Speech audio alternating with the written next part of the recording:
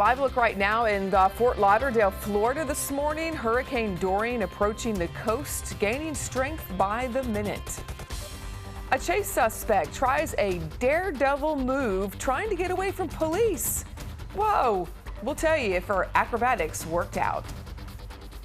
Of course, Hurricane Dorian top of mind, but let's not lose sight of the great weather that's in store not only today, but for the rest of the work week. Those details plus the latest on Dorian as Carolina in the Morning at 5 starts right now.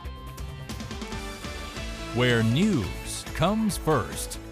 This is WECT's Carolina in the Morning, streaming live on WECT.com and the WECT News app.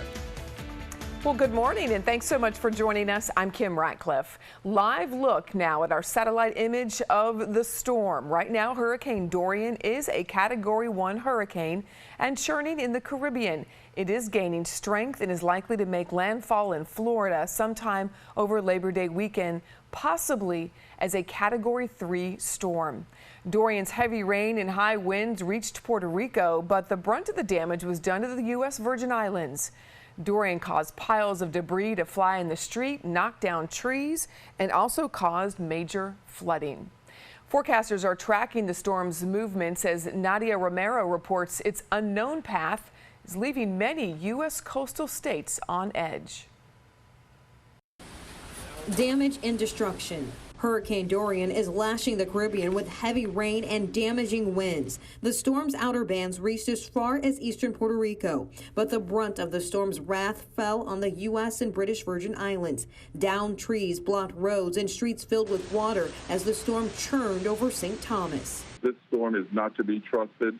It jumped all over the place and really started forming off of the west end of St. Thomas, and they really took a battering.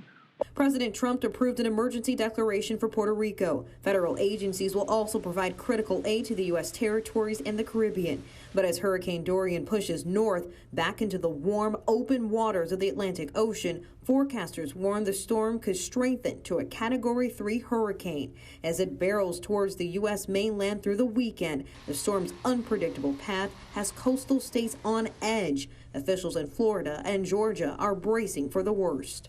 We're not exactly sure where this storm is going to go, but you need to start preparing now if you're in the coastal communities. Florida's governor declared a state of emergency Wednesday, urging residents to prepare themselves ahead of a potential disaster and have 7 days worth of supplies ready, including food, water, and medicine. In Ponce, Puerto Rico, I'm Nadia Romero. Now, you can keep up with the very latest on Dorian any time of the day. Just download the WECT First Alert Weather app. You can find a hurricane preparedness kit as well and keep track of what's going on in the tropics if anything comes our way. You will get life-saving push alerts sent right to your phone. Of course, Gabe, always a good idea to stay with the app over the weekend to track Dorian's movements. You heard folks calling it unpredictable. It's been jumping all over the place. I know you've been watching it very closely too. Yeah, exactly right, Kim. And this is one thing I want to say, of course, to everyone watching. If you have concerns, again, just make sure your plans are in place. Direct impacts at this point, not looking likely, but we still have a long ways to go here before it makes its way to at least the Florida Peninsula, understandably so. So the latest update here coming out just a few moments ago from the National Hurricane Center, 85-mile-an-hour winds. As a matter of fact, a little bit of a dry slot on the southern end of this storm, but still mighty powerful.